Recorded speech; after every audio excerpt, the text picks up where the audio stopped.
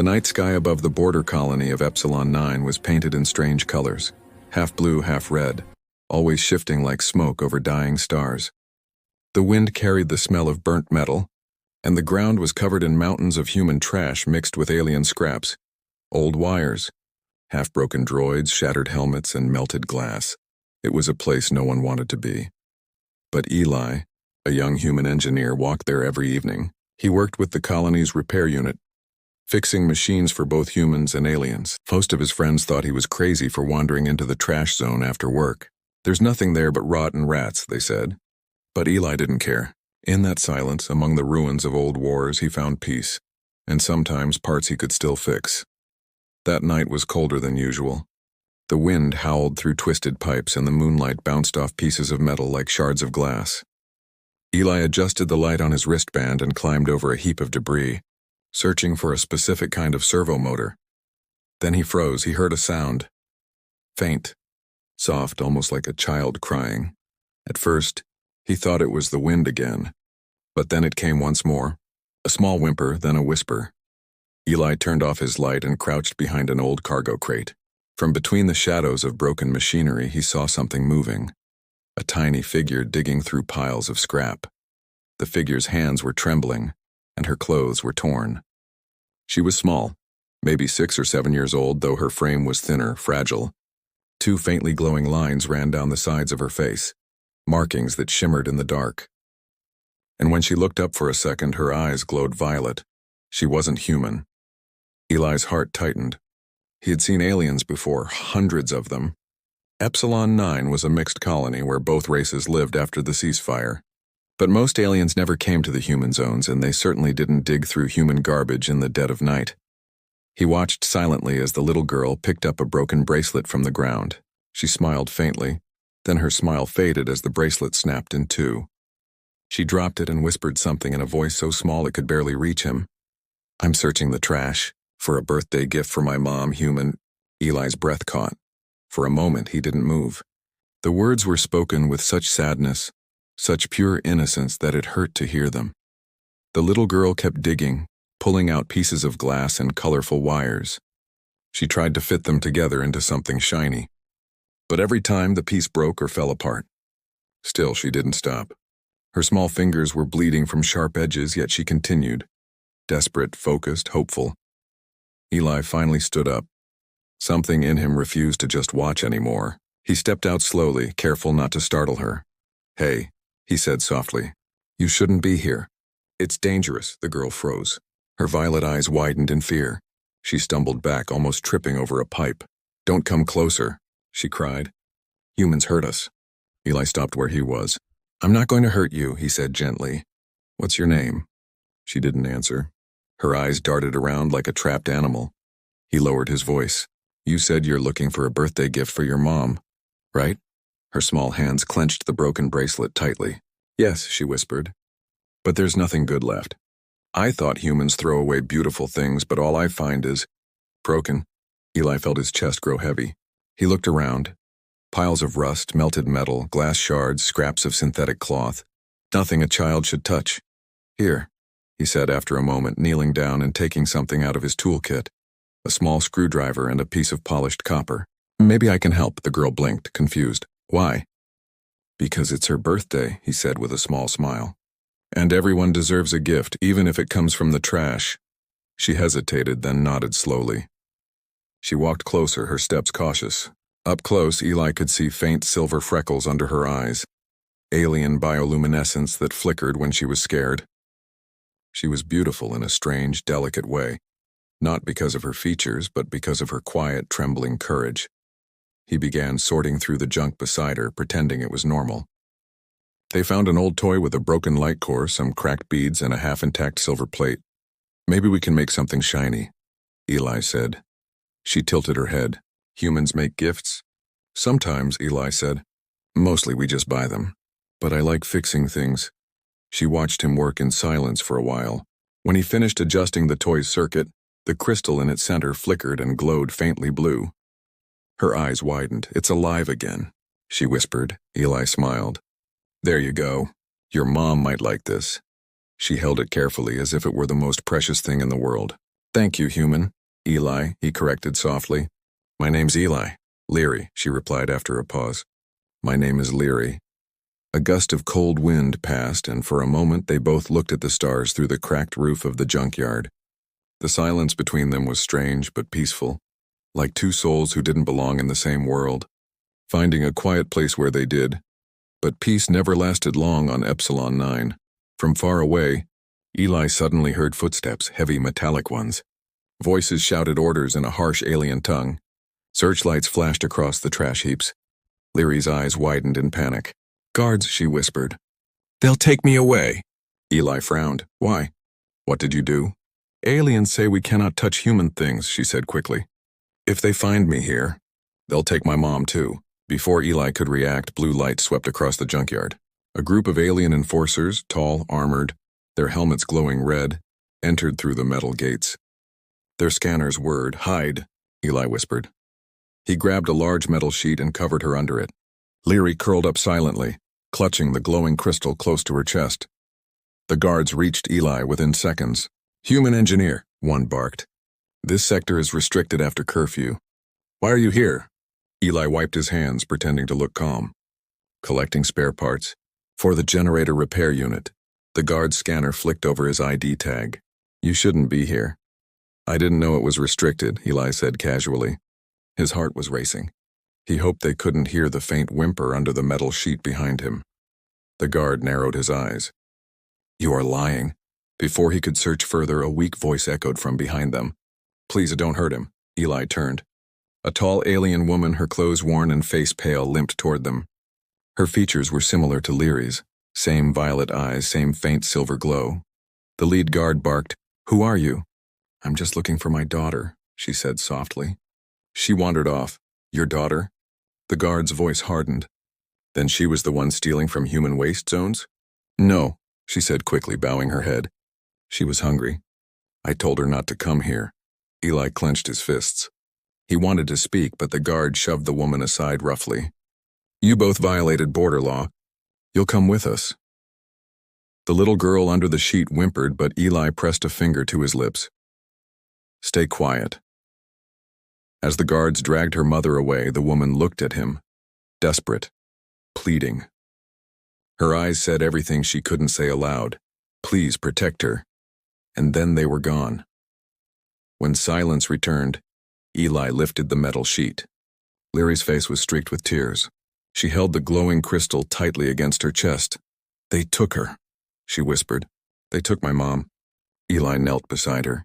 The wind howled again, carrying the sound of distant engines. He looked toward the horizon where the alien patrol lights faded into the dark sky. He had never believed in fate or destiny, just logic and machines. But something about that moment felt like a decision he couldn't undo. He looked at the little alien girl, lost, crying, clutching a gift made from garbage, and said quietly, I'll get her back. Leary looked up, her eyes full of both fear and hope. Humans don't help us, she whispered. Eli smiled faintly. Maybe it's time we start. The junkyard fell silent again, but in that silence a promise was born. A promise that would shake the fragile peace between humans and aliens, and prove that even in the dirtiest places of the galaxy, something beautiful can still be found, like a gift pulled from the trash, glowing softly against the dark. Rain began to fall over the junkyard, cold and silver under the dim colony lights. The metal piles shimmered like glass and the puddles reflected broken stars. Eli stood there with the little alien girl beside him, his jacket soaked, his hands trembling, not from the cold, but from what he had just seen. The guards had taken her mother. Leary's small fingers clutched the glowing orb they had made together, the faint blue light flickering weakly in the rain. She didn't do anything wrong, Leary whispered, her voice shaking. She only came to find me. Eli knelt down beside her. I know, he said softly, but we'll get her back. The girl looked up at him, her violet eyes wide and wet. Humans can't go there. The alien patrol will hurt you. Eli gave a tired smile. Maybe. But I can't leave you alone here either. For a moment, neither spoke. The wind blew through the broken towers of scrap metal, whistling like ghosts. In the distance, the border lights flickered red, warning colors that meant the alien sector was sealed. He knew what that meant. Once they took someone across that border, they were gone. The shelter Eli led Leary to an old storage unit at the edge of the junkyard. Inside it was dark but dry. He used his wrist light to find a corner free of sharp metal and laid down a blanket he had carried in his pack. "Stay here tonight," he said. She sat down quietly, her tiny hands still gripping the broken orb. Her silver freckles dimmed in sadness. "I should have listened," she murmured. "She told me to stay home. I just wanted to make her happy." Eli sighed.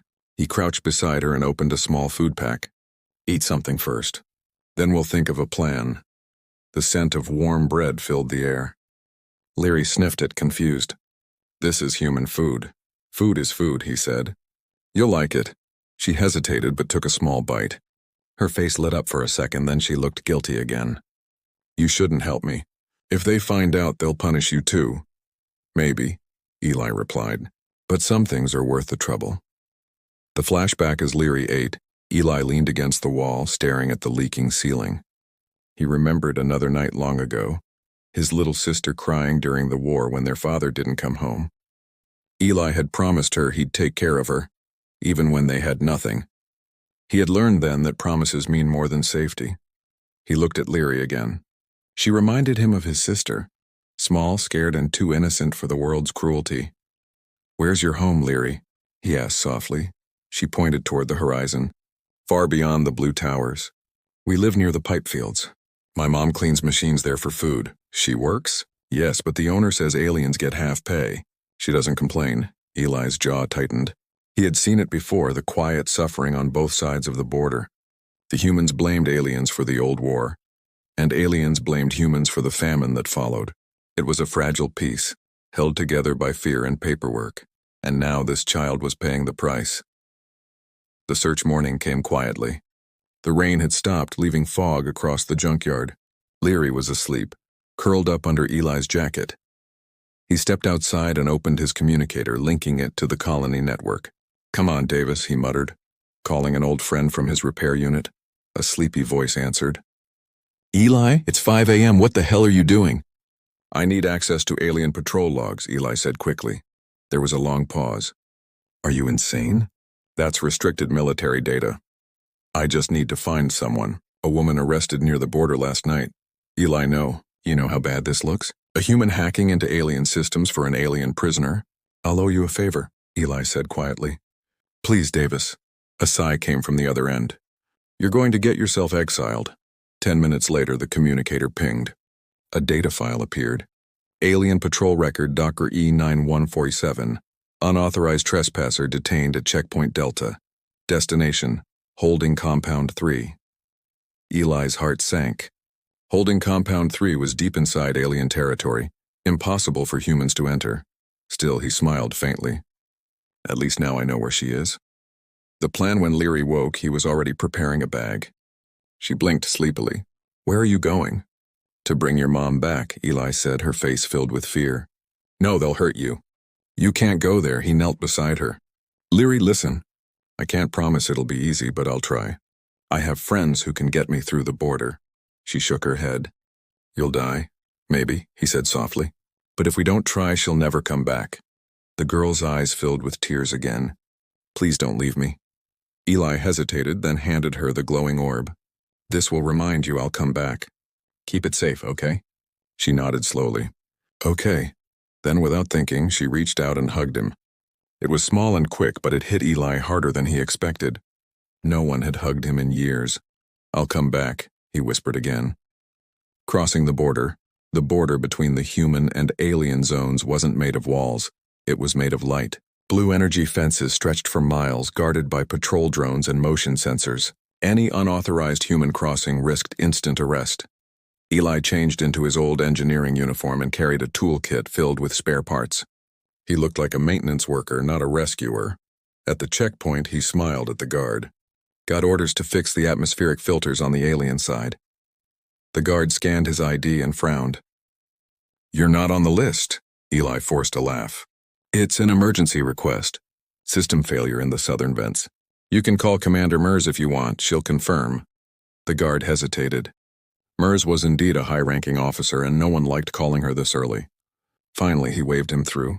Fine, just don't cause trouble. Eli walked past the barrier, his heart pounding. He had done it. He was inside. The alien sector, the alien zone, looked different. The air was thick with humidity, and the buildings curved like coral shells instead of sharp human metal. Blue lights glowed in every window and strange symbols shimmered across the walls. But the faces of the people were the same. Tired, cautious, surviving. Eli moved quickly through narrow streets, keeping his hood low. He followed the signs until he reached a massive structure guarded by drones, holding Compound 3. 2 guards stood at the entrance. He hid behind a transport crate and watched. Each guard had a wrist scanner and an energy rifle. There was no way through the front. He looked around and spotted an old drainage tunnel at the side of the building. It was small, just big enough for a person to crawl through. He opened the maintenance panel and slipped inside. The tunnel smelled of rust and damp chemicals. Every sound echoed. Eli's hands shook as he crawled forward, heart hammering in his ears. Finally, he reached a metal grate. Through it, he saw rows of cells dimly lit by blue light. Alien prisoners sat quietly, their faces hidden. And then he saw her, Leary's mother. She sat on the floor, arms around her knees, her eyes empty. Eli whispered, "Hey." She looked up sharply. When she saw him, her mouth opened in shock. "You, the human from the junkyard?" He smiled faintly. "You're not safe here. I'm getting you out." "You can't," she whispered. "They'll kill us both." "I promised your daughter." Her eyes widened. "Leary, she's alive? She's waiting for you." Tears filled her eyes instantly. "Please, and don't let them hurt her." "I won't," he said. "But you'll need to trust me." The alarm Eli pulled out his toolkit and started cutting through the metal bars. The sound was soft, but not soft enough. A drone suddenly hovered nearby, its red eye flashing. "Unauthorized activity detected." "Damn it," Eli muttered. The alarm blared across the compound. Guards shouted, "Run!"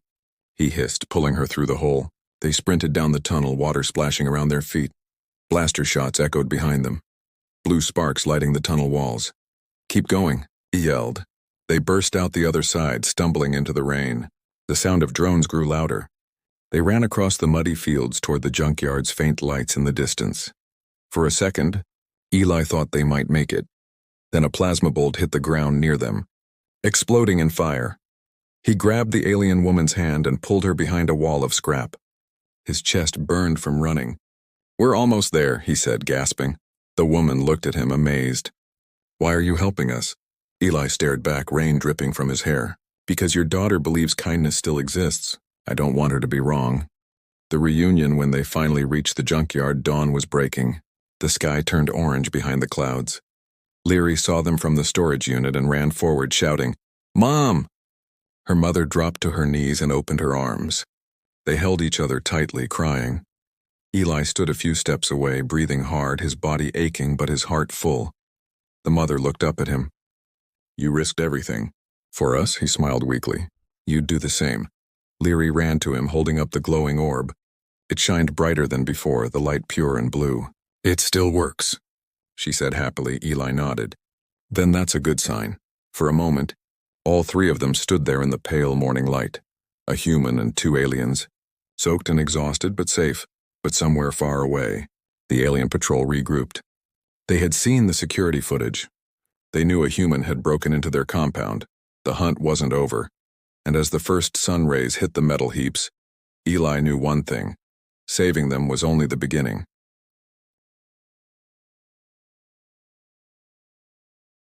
The morning light crept slowly over the junkyard.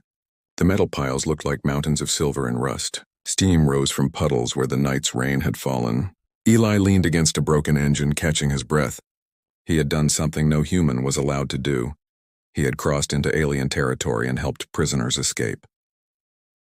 For a few moments, the world was silent except for the sound of Leary laughing softly as she held her mother's hand. Her laughter was thin like a whisper of hope, but the peace did not last long. The warning, a sharp beep, came from Eli's communicator. He pulled it out and read the message. "From Davis, you fool. They know. Alien Patrol is looking for a human engineer. They have your picture." Eli closed the device slowly. His face grew pale, Leary noticed. "What's wrong, Eli?" He forced a smile. We need to move. Right now. Her mother frowned. They're coming, aren't they? He nodded. They'll scan this area soon. We can't stay here. The woman, her name was Seren, as Leary later whispered, looked toward the east, where the smoke from alien factories touched the clouds. Where can we go? Both sides hate us. Eli glanced toward the far horizon. There's an abandoned transport station near the cliffs. If we can reach it, I can contact someone who can hide you. Serene's voice trembled. Who? A smuggler, he said quietly. A friend from the old days. He owes me. She hesitated but saw the determination in his eyes. She nodded. Then let's go. The escape begins. The three of them began moving through the outskirts of the colony. The air smelled of oil and smoke. Leary walked between them, holding the glowing orb in both hands. Its soft blue light reflected in her eyes. They passed through narrow alleys made of scrap metal walls. Old machines hissed and sputtered as they went by. Every few minutes, Eli stopped to listen. Somewhere far behind, the sound of engines echoed. Alien patrol ships. He cursed under his breath and picked up the pace. They climbed a broken pipeline bridge that stretched over the muddy valley. The bridge shook with every step, but it was the fastest route. Halfway across, a bright light flashed in the sky. Search drones, Seren gasped. Down, Eli shouted. They dropped flat against the metal. A drone hovered above them, scanning the area with red beams. Eli pulled a small device from his pocket and pressed a button. The signal jammer buzzed softly. The drone's red light blinked, then turned blue. It hovered for a second, confused, then drifted away. Leary stared at the little gadget in amazement. You can trick them? Eli smiled. Sometimes machines believe lies more easily than people. The shelter by noon, they reached the edge of the colony. Here the buildings were empty, old human homes abandoned after the war. Windows were broken and metal doors hung loose on their hinges. Eli found one that still had a roof and led them inside. Rest for a while, he said. I'll check the route ahead. Leary and Seren sat on the floor. The child leaned against her mother's side. You shouldn't have helped us, Seren said quietly. You've lost everything now. Eli shook his head. Maybe I didn't have much to lose. She looked at him for a moment. You're different from the others. He smiled faintly. Maybe I just fixed broken things for too long. Now I try to fix people. Outside, thunder rolled. It wasn't from clouds, it was from patrol ships moving closer.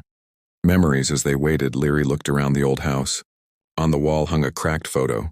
2 human children with their parents. She touched it carefully. Were you small like me once? She asked Eli. He chuckled softly. Yes, I used to run through these same streets before the war. I thought the world was simple then. Good people, bad people. What changed? He looked at her glowing freckles. I met someone who didn't fit in either side. Seren smiled faintly. Now you met 2, Eli nodded. Maybe that's how peace starts. One person at a time. The ambush, they didn't get much time to rest. A loud metallic crash shook the air. The door flew open and 3 alien soldiers burst inside, their rifles raised. Eli barely had time to react. He shoved Leary behind a crate and pulled out his old plasma cutter. A blinding light flashed as he fired it toward the soldiers. One alien ducked, the beam slicing past his shoulder. The second charged forward, but Seren kicked a metal rod into his legs. He fell with a roar. Eli tackled the third, slamming him into the wall. The plasma cutter fell to the floor. The soldier raised his rifle, ready to shoot. Leary screamed. The little girl threw the glowing orb. It hit the soldier's face and exploded with a flash of blue light. He screamed as the light burned through his visor, blinding him. Eli grabbed Leary and ran. Serene followed, limping but fast. Outside, more patrols were landing. The street filled with flashing lights. Run to the old rail line. Eli shouted, now! They sprinted through the rubble, their shadows dancing under the floodlights. The broken train. The old transport station stood at the edge of the cliffs, silent and forgotten. Half a train was still there, its body covered in dust and moss. Eli pulled the lever at the control panel and the doors screeched open. Inside, they climbed in. The train smelled of rust and old fuel. Eli rushed to the cockpit, his fingers flying over the cracked console. Come on, come on. The ancient engine coughed, sparked, and finally hummed. Seren stared. You can make it work? Just enough to move us down the rail. Outside, alien ships were closing in. The sound of blasters filled the air. Eli slammed the throttle forward. The train jerked hard and began rolling along the rails. Sparks flew as it scraped metal against metal. Leary clung to her mother's arm, eyes wide. We're flying. Not quite, Eli said with a grin. But close enough. The bridge of fire. The old railway stretched over a deep ravine. Beneath them, molten rivers from the colony's reactors glowed orange. The alien ships came fast, firing warning shots. One blast hit the side of the train, shaking it violently. Eli gritted his teeth. Hold on! The front of the train reached the halfway point when a massive explosion behind them broke part of the bridge. The rear cars tore away and fell into the glowing depths below. Seren screamed and held Leary tight. Eli pushed every button he could. The train rattled and groaned, barely staying on track. Almost there! The patrol ship swooped lower, but the heat from the reactor currents made their aim unstable. Finally, the train crashed through the final gate and skidded to a stop on the far side of the ravine. Metal screamed and sparks flew, but they were alive. Eli exhaled shakily. That was close. Leary peeked out the window, her small hands trembling. They can't follow? Not through that heat, Eli said. We bought some time. The moment of peace. They climbed out of the train and walked into the open field beyond the cliffs. The sky here was strange, purple clouds glowing with sunlight. The air smelled clean, free of smoke. Leary looked around in wonder. It's beautiful, Serene smiled sadly. I almost forgot places like this existed. Eli stood beside them, his face thoughtful. You're safe for now. My contact's outpost isn't far from here. Why are you doing this? Serene asked again, her voice soft. He looked at the horizon. Because when I see her smile, he said, nodding toward Leary, it feels like the world isn't broken anymore. Leary blushed and hid behind her mother. You sound like my mom, she whispered. She says kindness is the only thing that still works, Eli chuckled. Then your mom is smarter than most of the galaxy. For the first time in days, they all laughed together. The signal, but deep in the colony, the alien commander watched the security feed with cold eyes. Human interference confirmed, he said. Name Eli Mercer. Engineer, Colony Sector 5, he turned to his soldiers. Find him. Bring them all back, alive if possible, a soldier saluted. What about the child? The commander's lips curled. Especially the child. That orb she carries, it's not a toy. The unknown ahead night began to fall again. The three travelers sat near a small fire made from broken train panels. The sky glowed with twin moons. Seren rested beside her daughter.